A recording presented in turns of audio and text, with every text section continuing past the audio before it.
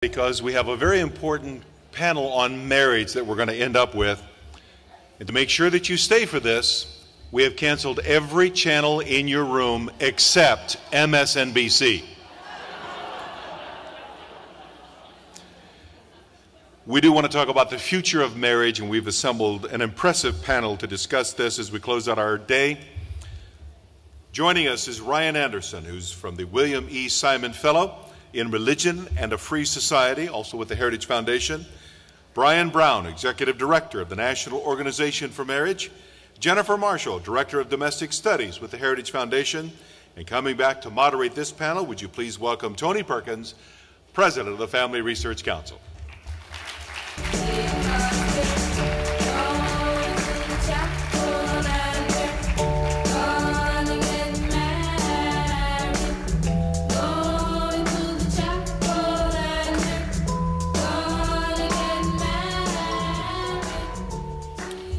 All right. I hope you all enjoy MSNBC.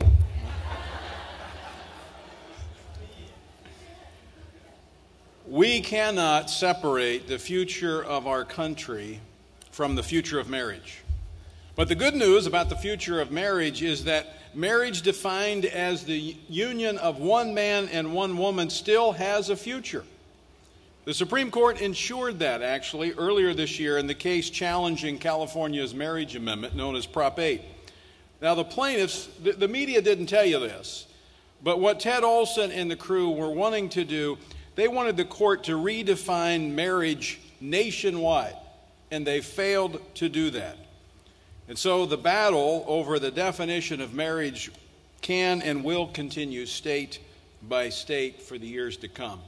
But unfortunately, the court did strike down Section 3 of the Federal Defense of Marriage Act, which defined marriage for all purposes under federal law as the union of a man and a woman. Now, that means that your tax dollars will go now to support this redefinition of natural marriage.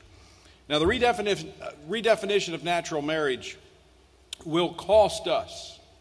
It will cost us much more than simply dollars. And that's what we want to talk about tonight on this panel. It'll cost us in terms of the future of our children. It will cost us, as Governor Huckabee talked about earlier, in the price of religious freedom. And there's a price to be paid if we don't protect marriage, but there is a price to pay that we must each pay if we are, in fact, to protect marriage in the future of our country. And so I'm honored to be here tonight with a distinguished panel. 3 distinguished leaders who have each, in one way or another, paid the price to defend natural marriage. And we're going to begin tonight with an opening statement from each of our panelists and then a series of questions. And we're going to begin with Jennifer. Thank you so much, Tony. Good to be with you. Thank you all for being here. I know you sacrifice your time and resources to spend a couple days here in Washington, and we are so grateful for that. And it's really great to be on the panel with my buddies Ryan and Brian. We've spent a lot of this year together, actually, as we've been defending marriage here in the shadow of the Supreme Court, and we know that we'll be doing so across this land for some time to come. We've called this panel The Future of Marriage, but I actually think we need to start by looking back. And looking back actually about a quarter century, because 25 years ago, there were a number of voices that were trying to say, you know, it really doesn't matter if a child is raised by his married biological parents or by a single parent. They were trying to say that, you know, it's actually a sign of empowerment of women that we see so many single women raising children today. Well, that was only the beginning. We had yet to hear the rest of the story, because in the 1990s, there was a wide breadth of scholarship that was saying, you know, it really does matter for women and for children whether there is a man in the picture, whether there is a marriage in the picture. And we began to have a breakthrough that it really mattered educationally, economically, and in many other ways for children, whether they were raised by their married biological parents. In fact, this was one of the great breakthroughs that led to welfare reform of 1996. Unfortunately, what we learned in the 1990s, many are now trying to ignore. So the question today is, will we be able to have the freedom to define in law the truth and reality that a child needs a mother and a father? Or will marriage policy instead put adults' desires before children's needs? Now, Americans are free to live and to love as we choose in terms of the law. And we have learned to get along in the circumstances when it's not possible for one reason or another for a mother and a father to be together with the children that they bring into the world. We've learned to get along. But we have continued to give a unique status in law to the union of a man and a woman, the only union that can produce children, as a monogamous, exclusive, permanent relationship. Now, we uphold this ideal in the interest of children, in the interest of limited government, and in the interest of America's future. Regrettably, the Supreme Court decisions this summer have made this more difficult. There is no doubt about this. But what Tony said is right. We still have the freedom to define marriage, to defend marriage, to affirm the historic and the reality of what marriage is in our state laws. That is clear. However, Justice Scalia, in his dissent, was very right to say that this freedom is at risk. This freedom is at risk. And therefore, because of that, now more than ever, we need to be ready and clear to explain why marriage is the union of a man and a woman and why that matters for the welfare of children, for the good of our society at large. We need to be prepared to explain to our family, to our friends, to our coworkers, what is marriage? Why does it matter for policy? And what are the consequences of redefining it? And you're going to hear in a minute from one of the best defenders and people to explain that, who's done it across this country, from Ryan. Well, over this summer, this challenge really escalated because we are not now just defending the definition of marriage. We are now having to defend even our freedom to speak and to live in accord with the reality that marriage is this union between a man and a woman. We're having to defend that in our professional lives, like Elaine Huguenin, the New Mexico photographer, in public schools, in the public square. We're having to defend the right to speak and to live consistent with the reality that moms and dads are different and that children need both. And to speak and to live consistent with the reality that male and female are biological realities, that we are created male and female. This is the truth that we now must defend. Because of these grave challenges, we need to steward this moment well. It is our profound responsibility to speak to the truth about marriage. We must make the case for marriage as the union of a man and a woman because of how vital it is to serve the needs of children, to serve the needs of society at large. And we need to do this so that courts and legislatures will respect our right to live lives and speak into the truth that marriage is the union of a man and a woman. Thank you. Thank you, Jennifer. Thank you, Jennifer, and we appreciate all the work that Heritage does on this issue, and you in particular have been leading and been a strong voice in bringing folks together on the marriage, and we appreciate that. We often hear that young people don't care about marriage. This is for us older people. Well, maybe those older people. I'm not there yet. But Ryan Anderson is a voice among the younger generation that gets it, understands it, and is communicating in a very effective way, and we're glad to have him on the panel tonight. Ryan? Great. Thanks for having me. I will point out I've gotten much more gray hair since I started doing work on this issue, so it will age you. But I've been going to college campuses during the past couple of years. Next week I'll be at Princeton and Yale, and the previous weeks I've been at Boston College, Amherst, Columbia, Georgetown. And what I keep discovering is that the left has latched onto a phrase, marriage equality, where they refuse to answer the question, what is marriage? Because everyone in this debate is for marriage equality. We want the law to treat all marriages equally. What we disagree about is what constitutes a marriage, and why does marriage matter? And what are the consequences if we define marriage incorrectly? So the time that I have here tonight, I just want to answer those three questions. What marriage is, why marriage matters, and what the consequences will be if we misdefine it, if we define it incorrectly. From the government's perspective, they're not in the marriage business because they care about your love life. If marriage is just about the romance of consenting adults, we can get the state out of your bedroom. And liberals wouldn't be agitating to put government in more bedrooms if marriage was just about the love lives of consenting adults. The reason the state's in the marriage business is that marriage is the relationship that unites a man and a woman as husband and wife to then be equipped to be mother and father to any children that that union creates. Marriage is based on the anthropological truth that men and women are distinct and complementary. It's based on the reproductive fact that reproduction requires a man and a woman. It's based on the social reality that children deserve a mother and a father. Whenever a child is born, a mother will be close by. That's a fact of biology. The question for culture and the question for law is, will a father be close by, and if so, for how long? Marriage is the institution that societies throughout time and across the globe have devised to maximize the likelihood that that father commits to that mother permanently and exclusively, and then the two of them take responsibility for that child. Part of this is also based on the reality there's no such thing as parenting. There's mothering and there's fathering.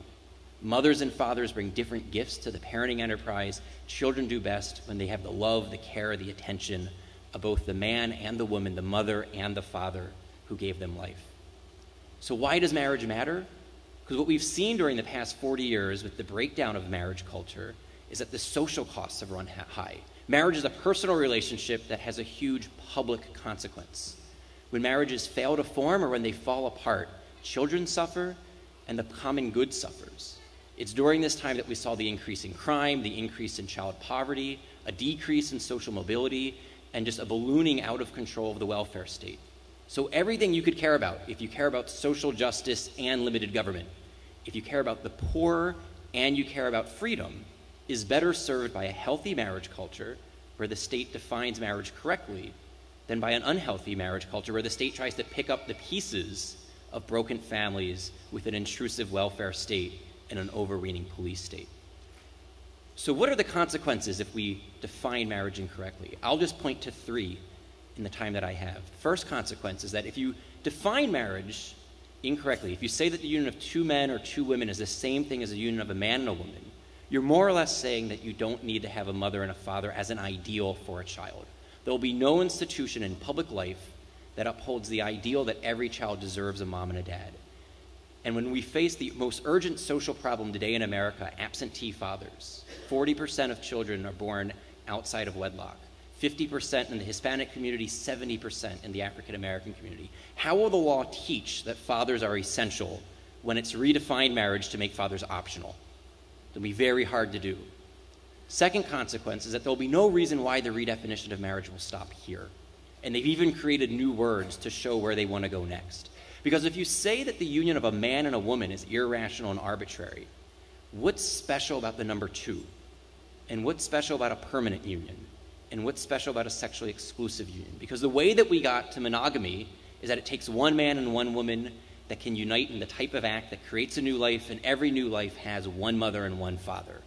But once you say that uniqueness of the man and the woman, the mother and the father is irrational and arbitrary, what's so special about twosomes?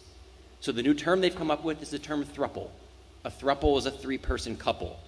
And if you go to the Supreme Court and you say you want marriage equality for the same-sex couple, what about marriage equality for the same-sex throuple or the opposite-sex quartet? What principle is left to limit marriage to twosomes once you say male, female, mother, father is irrational? Likewise, another term that they came up with, this was in the Washington Post just a few months ago, was the term wed lease. A wed lease is like wedlock, except it's temporary. Just like you can lease a car or lease a house, why not lease your wife? And the problem here is that divorce is that we have unrealistic expectations, they argue. No one can pledge to live and to love person for life. So why not have a 5-year marriage contract? After all, if love makes a marriage, which is what the other side argues, there's no reason why love needs to be permanent. Feelings can come and go, emotions can wax and wane, so why not have temporary marriage license? The last consequence deals with religious liberty. What we've seen in jurisdictions that have redefined marriage is that they've then used the force of law to coerce institutions who still believe in the traditional understanding. So in Massachusetts and Illinois and right here in Washington, D.C., Christian-run adoption agencies have been forced to get out of the adoption business because they wanted to find homes with married moms and dads for the orphans in their care. They weren't going to prevent gays and lesbians from adopting from other adoption agencies. They just wanted to run their adoption agency according to their values, and the government wouldn't give them an adoption license. And we've seen stories in different states with photographers and florists and bakers and innkeepers who had no problem providing services to gays and lesbians, but they didn't want to help celebrate a same-sex wedding because that violated their conscience. They didn't want to use their God-given gifts and talents to celebrate a relationship and a ceremony that they thought violated their God-given conscience about what marriage is. And in all of these cases, the government has sided against the religious liberty rights of these individuals. So that, in a nutshell, is what's at stake here, what marriage is, why it matters, and what the consequences are if we get it wrong. Thank you.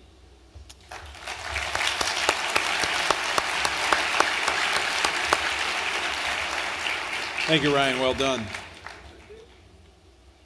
Our next speaker, Brian Brown, is someone that I have great appreciation for as the head of the National Organization of Marriage. And you've probably gotten a little taste of this today when Ted Cruz was here. There are those who actually don't want us to be able to speak. They do not want to engage in a dialogue, a discussion, or even a debate. They simply want to intimidate into silence. And what I appreciate about Brian Brown is that he will not be silenced. He has been bold,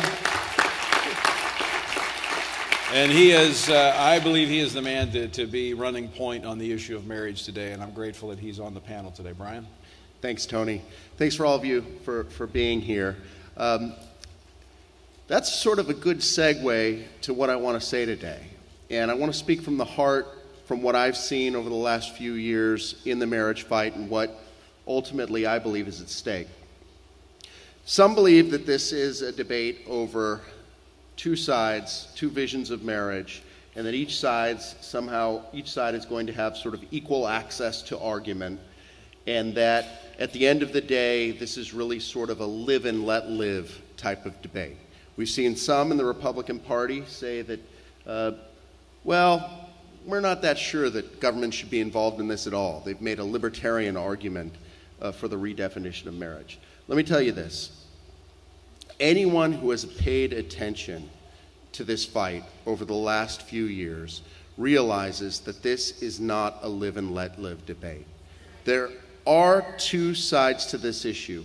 On one side is the traditional understanding of marriage, which recognizes the truth that mothers and fathers are different and that children deserve the opportunity to have both, and that all children do have both a mother and a father. On the other side of the debate is an attempt to deconstruct the very nature of reality, the very nature of what it means to be a human being, to be created male and female. And it goes further than this. We're now at a point in history when those of us who stand up for this truth about marriage, we're not told to come in to MSNBC or ABC or CNN and have an open and free and fair debate. Typically. Sometimes it happens, but not all that often.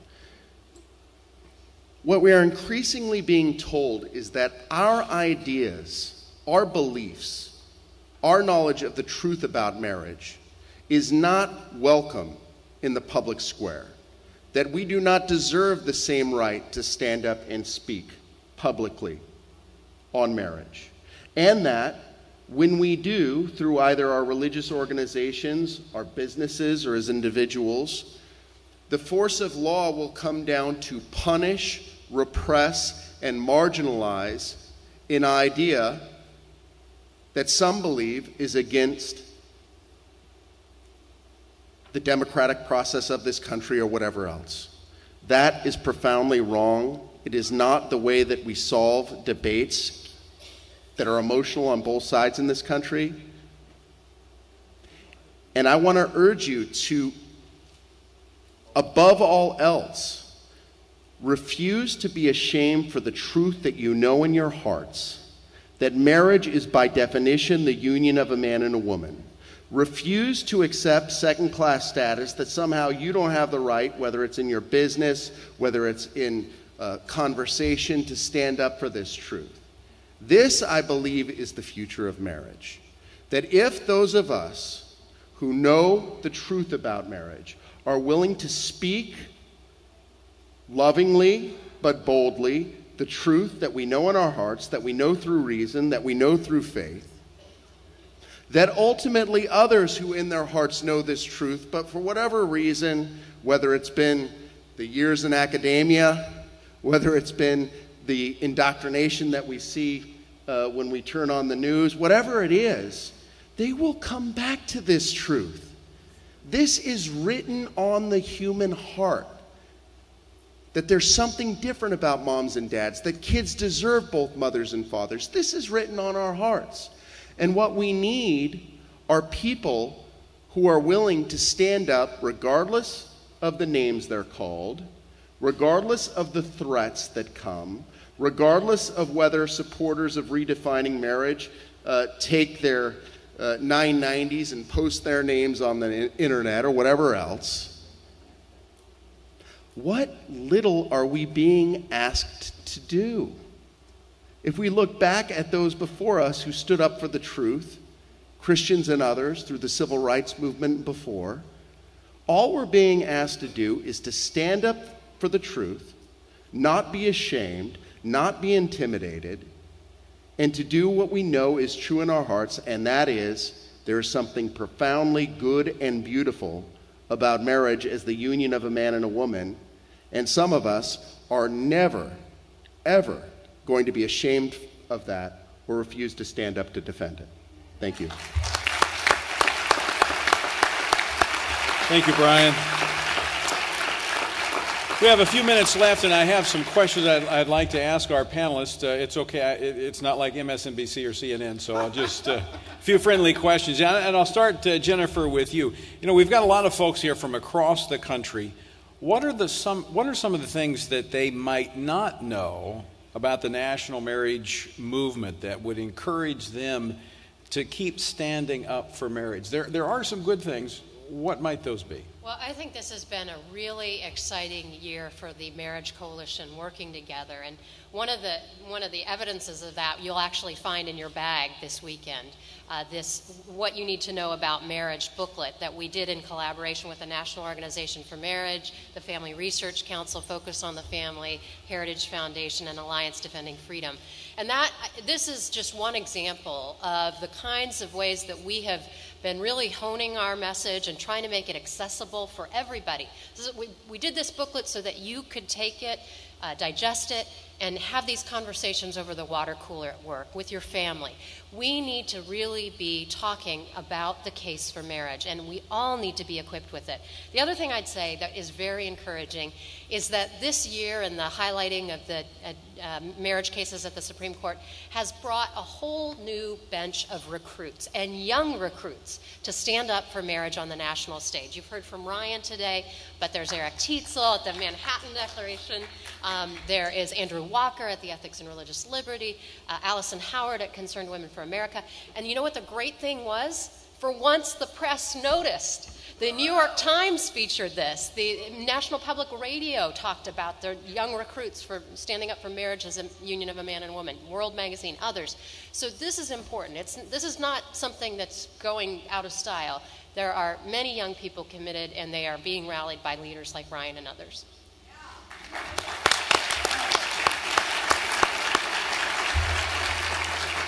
Related to that, Ryan, almost every time I do an interview on the marriage topic, I'm told, well, you know what, you're going to lose the next generation because all the polling says they're against traditional marriage, they're for marriage equality.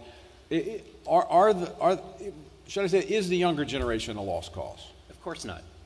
Of course not. This is what they said 40 years ago about the younger generation with respect to abortion. And what the past 40 years have shown us is that nothing could have been further from the truth. 40 years ago, they said that the young people weren't going to be pro-life, that the last pro-lifers would be the Pope in Rome and geriatrics in nursing homes. And what happened 40 years ago was that people put their nose to the grindstone.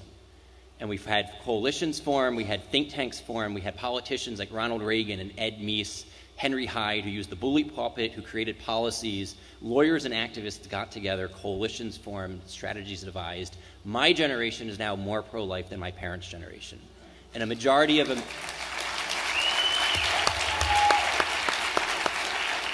I shouldn't step on my applause lines, because that is a cause for applause. There's no reason why the same thing can't happen with the marriage issue. It's not that the young generation has heard the argument for marriage and rejected it, it's that they haven't heard the argument for marriage yet. When I go speaking at some of these secular liberal schools, even the people on the other side will come up afterwards and say to me, we've never heard a rational case for marriage. The students on our side say, well, I've always known it because the Bible says so, or the church taught me that. But now you've given me a philosophical and social science way of thinking about marriage. You've given me a vocabulary in which to talk to my secular classmates about marriage. And that's great. We have to equip our own people. But we also have to challenge the seculars and the liberals. And they need to understand that there is a competition here. There are two competing ideas of what marriage is. And there's no such thing as marriage equality apart from answering the question of what is marriage. And we just have to make that argument. But if we choose not to make the argument, then we lose the next generation. So the next generation is a lost cause if we don't do anything to help educate them. But once we do that, they're winnable just like my generation was on the life issue. Very good. Thank you.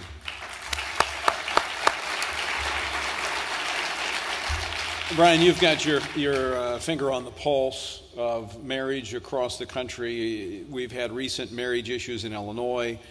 We've got things happening in both New Jersey and Hawaii. Can you give us an update on those states and what's happening? Yeah, we're in for a tough fight. Look, we got to look at the lay of the land. The fact is that many states that could easily pass marriage amendments did so a few years ago, and that the states that are left are tougher states, and that's just a reality. But one thing that should give you courage and encourage you is the fact that states like Illinois, which has a supermajority Democratic legislature, Democratic governor, and a year ago, proponents of same-sex marriage said that same-sex marriage is a done deal. This is going through. That because of the work of the African-American ministers in Chicago and the fact that many Democratic African-American legislators have listened to them, up until this point, they've been able to stop same-sex marriage in Illinois.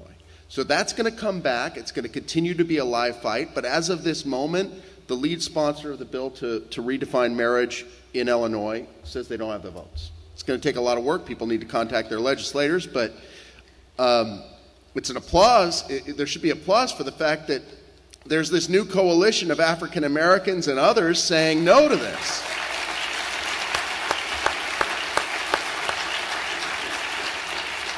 Hawaii is the next immediate fight, and again, it's going to be a very tough fight. Again, supermajority Democratic legislature. There's one Republican in the Senate in Hawaii, so it's a very tough fight. But again, there's immense pressure on the Democrats, especially from folks, a wide coalition of folks in Hawaii saying, don't do this. Now, the governor's called a special session. That'll begin October 28th. It's going to be a tough fight. I'm not going to deceive you, but there's been a lot, an upswelling of grassroots opposition. New Jersey, we have both the courts and an attempt to override Governor Christie's veto in the legislature. Now, Governor Christie vetoed the same-sex marriage bill, and he's continued to stand up for marriage by appealing court decisions that want to, by fiat, force same-sex marriage October 21st. That's going to go up to the Supreme Court. We'll see what happens. The reason all these state fights are important is because of Justice Scalia's own words in his dissent, which is a little frightening for our highest court. Him saying that the court is going to get away with whatever the court thinks it can get away with. It's critical that in each of the states, we do everything we can to show the court the people of this country, even in the deepest of deep blue states, are still willing to stand for marriage as the union of a man and a woman. That's why we think the state fights are very, very important. Jennifer, let me ask you this question.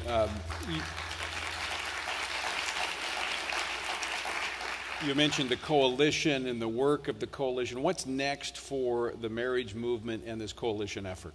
Well, number one, we have to keep vigorously making the case for marriage in the states that Brian has mentioned and across this land. It's going to be helping people understand that is going to protect the institution of marriage and law, and also make clear why this reasonable case for marriage deserves to be respected by our courts and our legislatures. That's critically important, and that's something that Congressman Labrador here in Washington has already recognized. He introduced a bill about a month ago that would protect individuals and groups who stand for marriages between a man and a woman and believe that sexual relations should be reserved for marriage from adverse federal action, like things like, for instance, having their tax-exempt status stripped from them. Why would we think of that? This is a threat that we have to deal with now. So that's a kind of, I think, protection and making the reasonable case for marriage will make it more likely that our religious liberty is protected as well. Thank you, Jennifer. We're down to 1 minute. Ryan, I'm going to give you the last questions because I hear this quite frequently about how, the Republicans need to move away from this issue. We need to quit talking about it. What do you have to say to people who suggest that conservatives and Republicans should walk away from the marriage issue? I'll make 2 comments in that in the 40 seconds that I have. 1, it's a bad political strategy. And 2, it's a bad way to live your life. If you're going to lead your life in witnessing to the truth. It's a bad political strategy, though.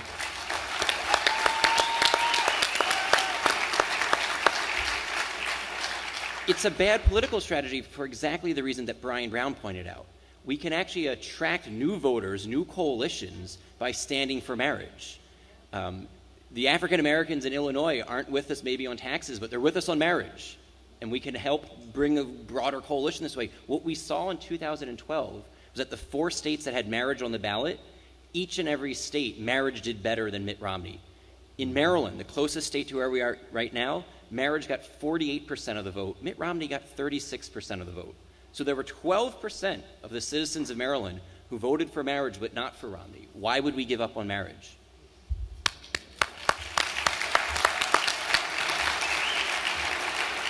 Ladies and gentlemen, again, help me thank our panel, Jennifer, Ryan, and Brian.